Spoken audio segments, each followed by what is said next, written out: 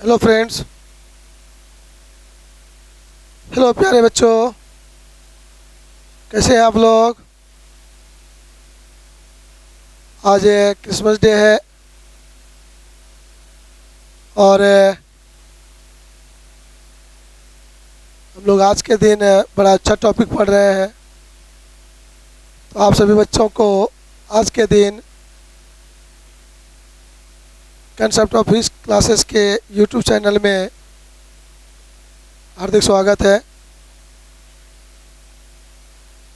तो चलिए हम लोग आज एक नए टॉपिक पर विचार करते हैं।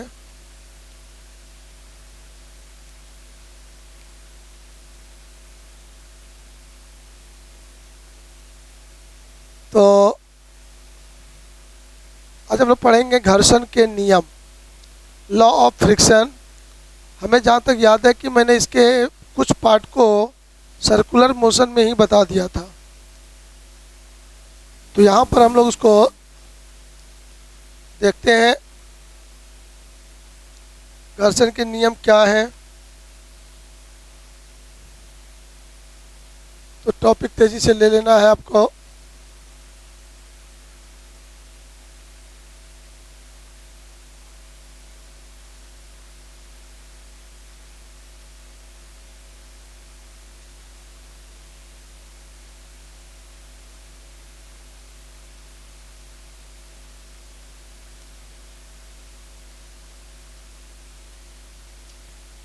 जिसमें 4 लॉज हैं।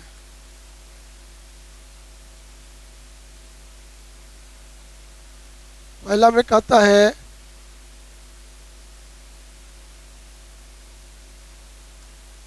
फ्रिक्शन फोर्स का डायरेक्शन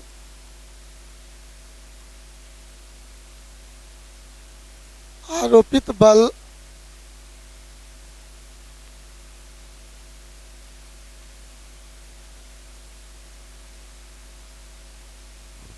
अप्लाइड फोर्स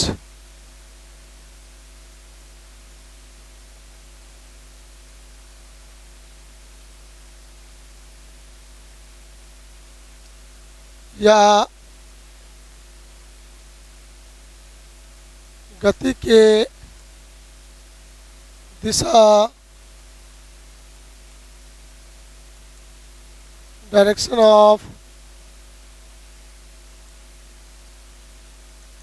मोशन के विपरीत दिशा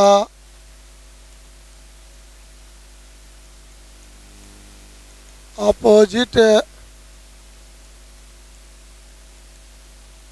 डायरेक्शन में होता है। मतलब आपको सिखाया गया था, यदि किसी सतह पर कोई वस्तु रखी हुई है और आप इस पर फोर्स आरोपित करते हो तो वस्तु इस दिशा में गति करना चाहेगा।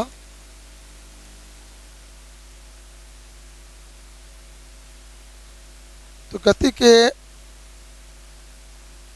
विपरीत दिशा में यहाँ पर घर्षण बल लगेगा, फ्रिक्शन फोर्स लगेगा।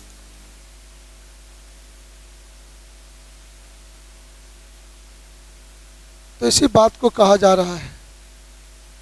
तो इसी पर एक प्रश्न आया था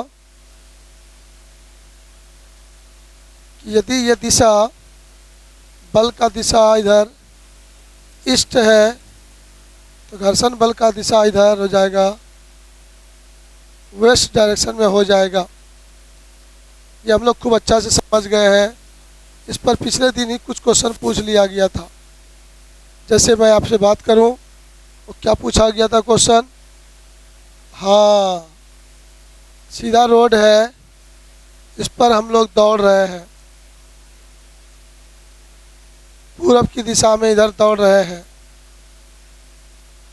तो घर्षण बल किधर लगेगा। लगना चाहिए पश्चिम, लेकिन वो लगता नहीं है। लगता है कि इधर फ्रिक्शन फोर्स भी इस्ट ही लगता है,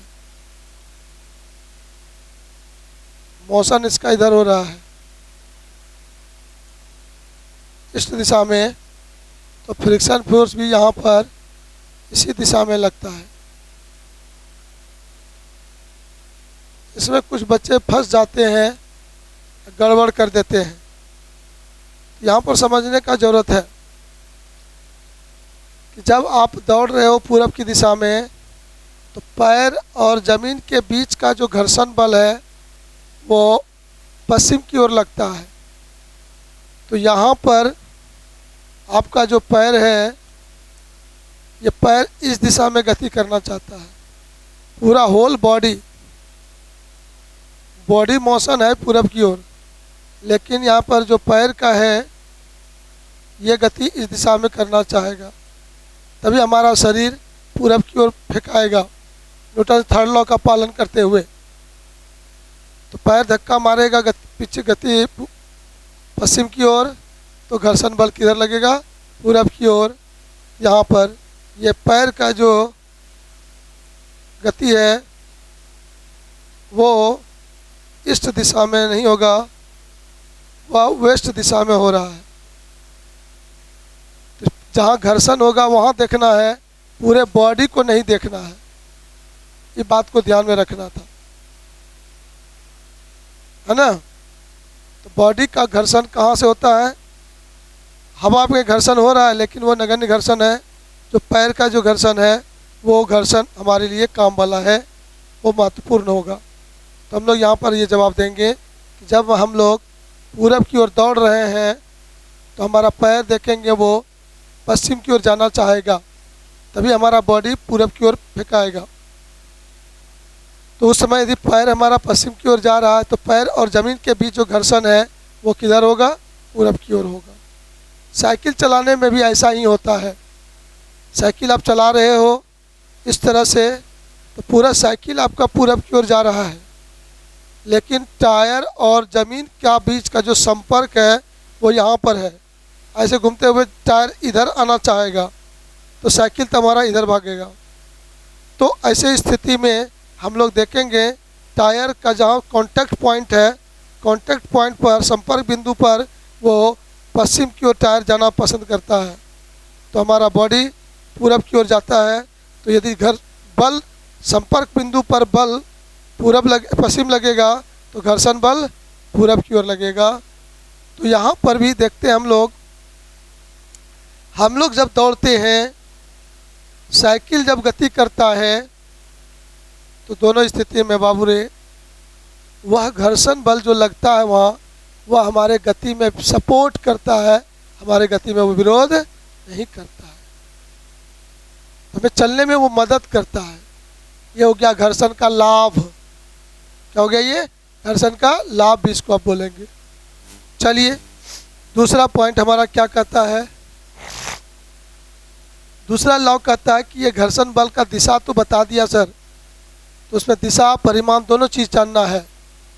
तो सर परिमाण कितना होगा समझने की ज़रूरत है।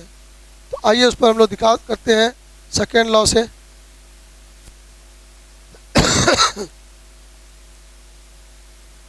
सेकेंड लॉ हमारा कहता है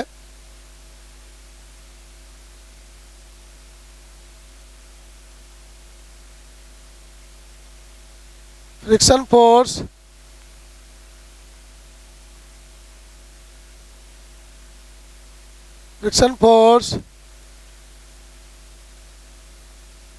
अविलंब प्रतिक्रिया बल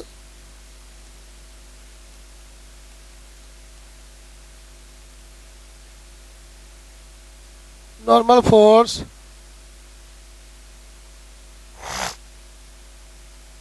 के समानुपाती होता है, डायरेक्टली प्रोपोर्शनल होता है।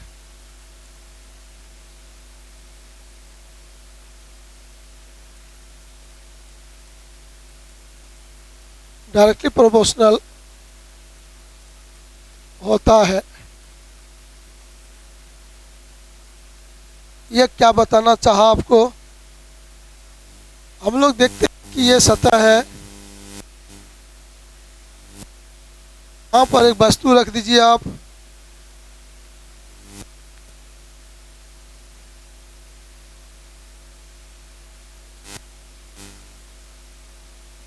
इस वस्तु का जो भार है वह इस दिशा में होगा, वेट mg। तो ये सतह इस वस्तु के भार को संतुलित करने के लिए ऊपर की ओर बल लगाता है, तल के लंबवत ऊपर की ओर बल लगाता है, जिसको हम लोग कहते हैं नॉर्मल फोर्स।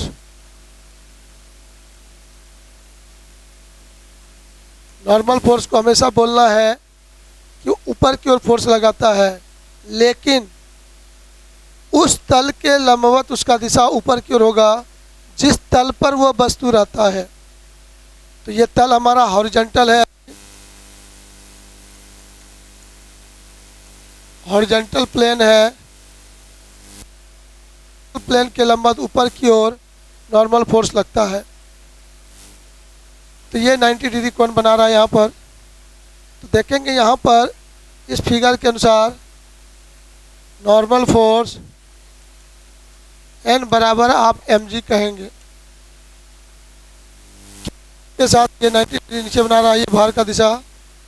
ये जस्ट एक दूसरे के विपरीत में है। ये नॉर्मल फोर्स वस्तु के भार के बराबर हो रहा है हॉरिजॉन्टल प्लेन में। द्रव्यमान बदलेंगे तो भार बदलेगा, वेट बदलेगा, मास बदलेंगे तो वेट बदलेगा, वेट बदलेगा तो नॉर्मल फोर्स भी बदलेगा।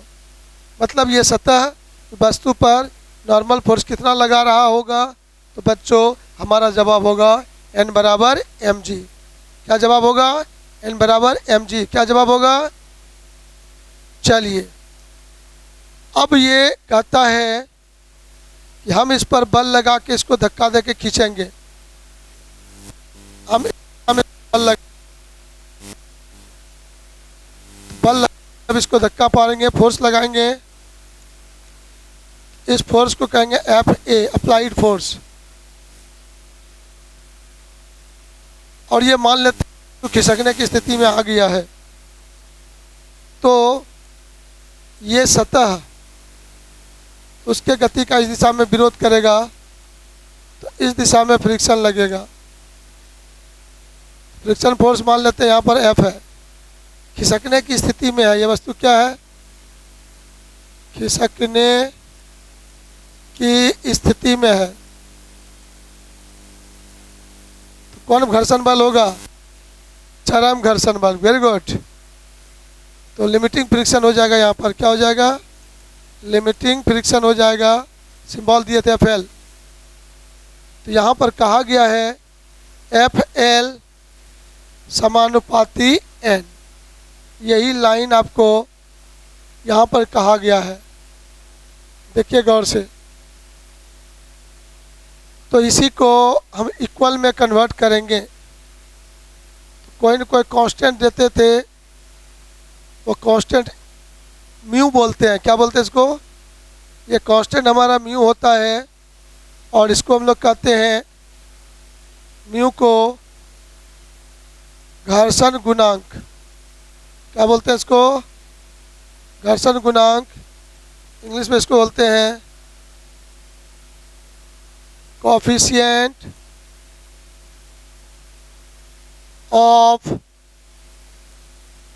फ्रिक्शन, इसको बोलते हैं हम लोग। म्यू डिपेंड्स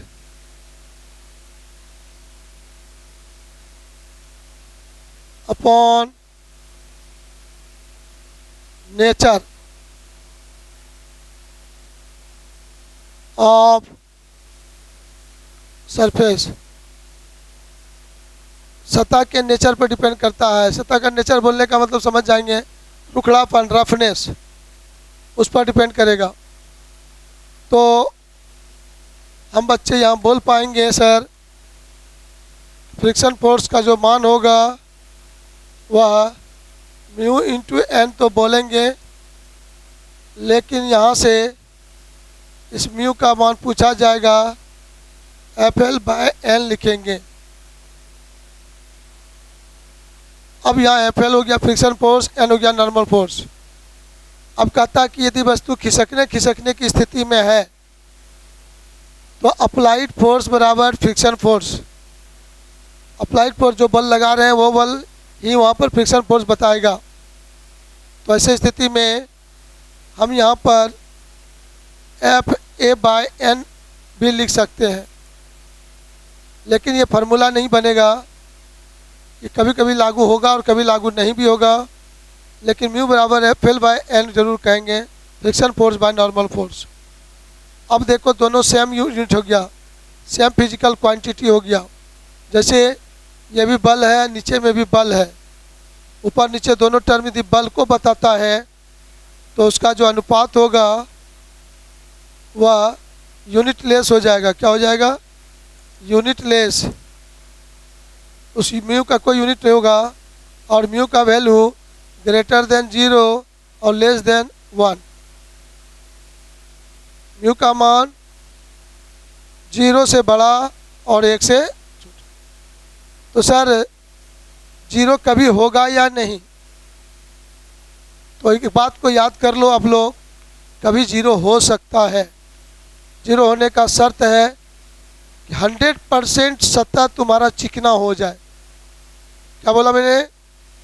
आपका जो सतह है एकदम पूर्ण चिकना जिस दिन हो जाएगा उस समय आपका पूर्ण म्यू का मान 0 हो जाएगा, मतलब वहाँ घर्षण बल लगेगा ही। तो हम कह सकते हैं यहाँ पर पूर्ण चिकना सतह के लिए, किसके लिए? Smooth surface. स्मूथ सरफेस के लिए म्यू का मान 0 होता है, तो वहाँ पर घर्षण बल भी 0 होता है। जब म्यू का मान 0 हो तो घर्षण बल भी, रुखड़ा ही नहीं है तो रुखड़ा नहीं है तो घर्षण कौन लगाएगा? कोई गप्पे नहीं है। रुखड़ा है तब म्यू का मान कुछ होगा, रुखड़ा ही नहीं है तो म्यू का मान, और जब रुखड़ा नहीं है तो घर्षण बल भी नहीं लगेगा। तो कॉमन सी बात है। अब कहता है कि म्यू का मान 1 काहे न होगा कभी? तो इसीलिए कहा गया कि म्यू का मान 0 से बड़ा। पूरा चिकना सतह दुनिया में होता ही, जब चिकना सतह 100% होता ही नहीं है तो म्यू का मान 0 होगा ही नहीं।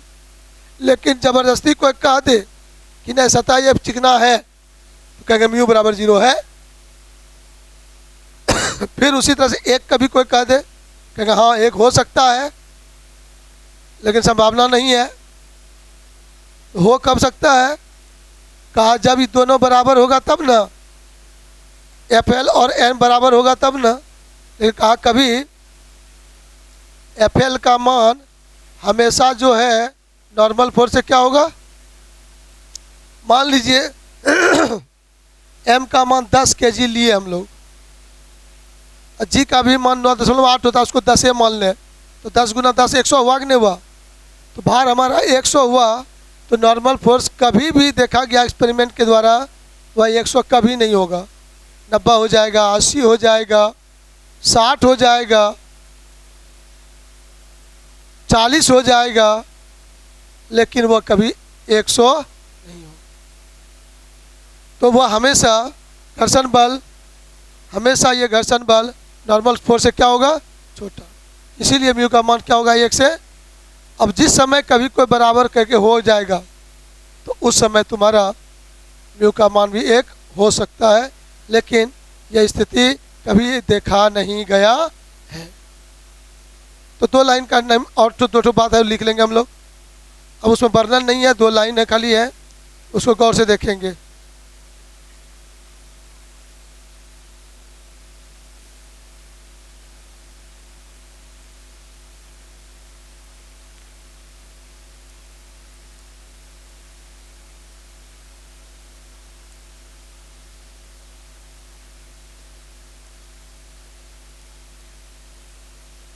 तीसरा बात कहता है घर्षण बल, ध्यान से देखिएगा, खाली एक लाइन इसमें है। घर्षण बल सतह के प्रकृति अर्थात किस पर निर्भर करता है। तो वो आपने देख ही लिया कि म्यू बदलेगा तो घर्षण बल भी बदलेगा। तो यह एक नियम है, अलग से लिख सकते हैं आप। चौथा नंबर कहता है एरिया पर निर्भर करता है, लेकिन वो एरिया जितना सा संपर्क में है उतने सा एरिया, संपूर्ण सतह से कोई मतलब घर्षण बल अर्थात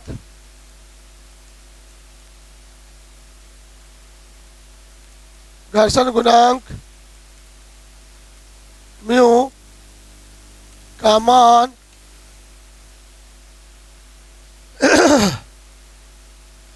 संपूर्ण सतह के एरिया पर निर्भर नहीं करता है। अब यहाँ पर क्या समझना, एक लाइन से समझ लें इसको। मान लीजिए पूरा हॉल, इतना बड़ा हॉल है, आप जितने बड़ा सतह पर संपर्क है पैर का, जहाँ गति कर रहे हैं उतने से सतह से मतलब है कि पूरे घर के एरिया से मतलब है। तो जहाँ पैर आपका संपर्क में है वहाँ घर्षण बहुत अधिक है, और उसके बगल में घर में काई लगा हुआ है, तो उस काई पर जाएंगे, संपर्क होगा तब ना हमको दिक्कत है। जहाँ मेरा पैर है वहाँ पर का एरिया पर कोई फिर काई नहीं है, तो क्या वहाँ घर्षण बल लगेगा? तो वहाँ घर्षण बल लगेगा, लेकिन बगल के एरिया से हमको कोई मतलब। इसीलिए कह रहा है कि संपूर्ण सतह के एरिया पर निर्भर नहीं करता है। यह हमारा घर्षण के 4 नियम। तो चलिए इसके बाद फिर और भिन्न भिन्न वर्ड है, पढ़ेंगे अगले क्लास में। ओके भाई।